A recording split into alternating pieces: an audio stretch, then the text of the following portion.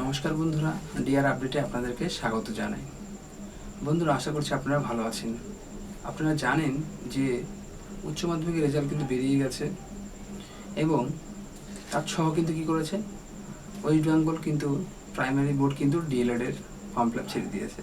অর্থাৎ এবছর যারা উচ্চ মাধ্যমিক 2024 কমপ্লিট করেছে তারা কিন্তু তাদের হাতে কিন্তু একটা সুবর্ণ সুযোগ।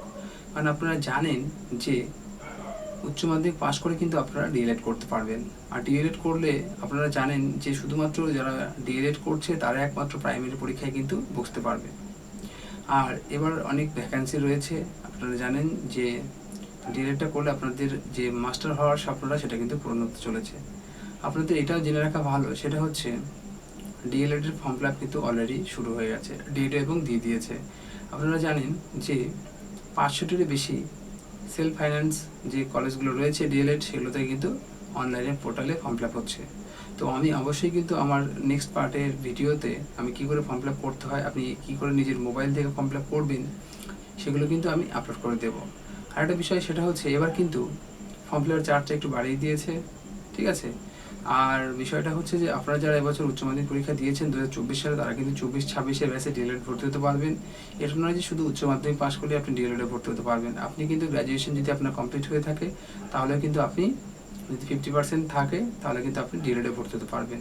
তৎসহ বলে রাখি যে আপনাদের যদি ক্যাটাগরি সার্টিফিকেট থেকে থাকে এসসি, এসটি, ওবিসি, তাহলে কিন্তু আপনারা 5% কিন্তু সংরক্ষণ আছে। আপনারা 45% নাম্বার দিয়ে কিন্তু ফর্ম ফিল আপটা করতে পারবেন।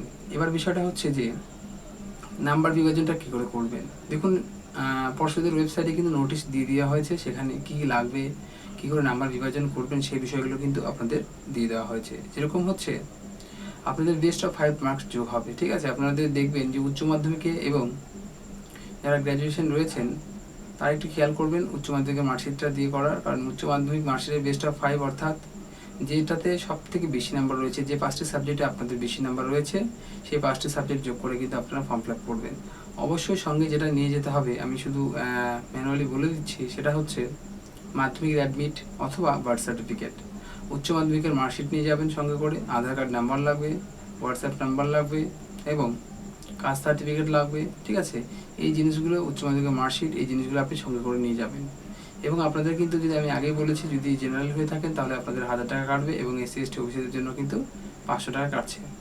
ফর্ম ফিল আপ শুরু হয়ে গেছে অলরেডি, আপনারা জানেন। সার্ভারে একটু সমস্যা রয়েছে দেখে অনেকেই ফর্ম ফিল আপ করতে পারছে না, এই অভিযোগটা আমার কাছে এসেছে। তো সেই জন্য আমি বলছি যে আপনারা একটু ওয়েট করুন। আপনারা কিন্তু যারা উচ্চ মাধ্যমিক দিয়েছেন তারা কিন্তু অবশ্যই ডিএলএডে ভর্তি হয়ে যান। সেলফ ফাইন্যান্স বা সরকারি যেগুলো কলেজ রয়েছে সবগুলোতে ফর্ম ফিল আপ শুরু হয়ে গেছে। আপনাদের নিকটবর্তী বা যে ডিস্ট্রিক্ট লেভেলের যে ডায়েট কলেজগুলো হয়ে থাকে সেখানে আপনারা অ্যাডমিশন নিতে পারেন। এটা কিন্তু আপনাদের জন্য একটা সুবর্ণ সুযোগ হয়ে দাঁড়িয়েছে, কারণ বিগত সালগুলিতে অনেক বছরই পরীক্ষা হয়নি এবং যেগুলোতে পরীক্ষা হয়েছে সেগুলোতে কিন্তু সমস্যার সম্মুখীন হয়েছে পর্ষদ। তার জন্য প্রচুর ভ্যাকান্সি কিন্তু ফাঁকা রয়েছে। এবং আপনারা জানেন পর্ষদ সভাপতি গৌতম পাল কিন্তু বলে দিয়েছেন যে প্রত্যেক বছর কিন্তু প্রাইমারি টেট নেওয়া হবে। এবার আপনি বুঝতে পারছেন যে আপনাদের কিন্তু চান্স কতটা রয়েছে। কারণ আপনারা জানেন যে যাদের বিএড রয়েছে তারা কিন্তু প্রাইমারি পরীক্ষায় বসতে পারবে না, তারা শুধুমাত্র কিন্তু হাই স্কুল পরীক্ষাগুলোতে বসতে পারবে। আর আপনি যদি ডিএলএড করে থাকেন তাহলে অবশ্যই আপনার চান্সটা প্রথমে দেওয়া হবে, কারণ ডিএলএড সংখ্যা কিন্তু কম রয়েছে এবং আপনারা কিন্তু একটা সুবর্ণ সুযোগ পেয়ে যেতে পারেন। আপনাদের যদি মাস্টার হওয়ার স্বপ্ন থেকে থাকে তাহলে অবশ্যই আপনারা কী করবেন, এই ফর্মটি ফিল আপ করবেন।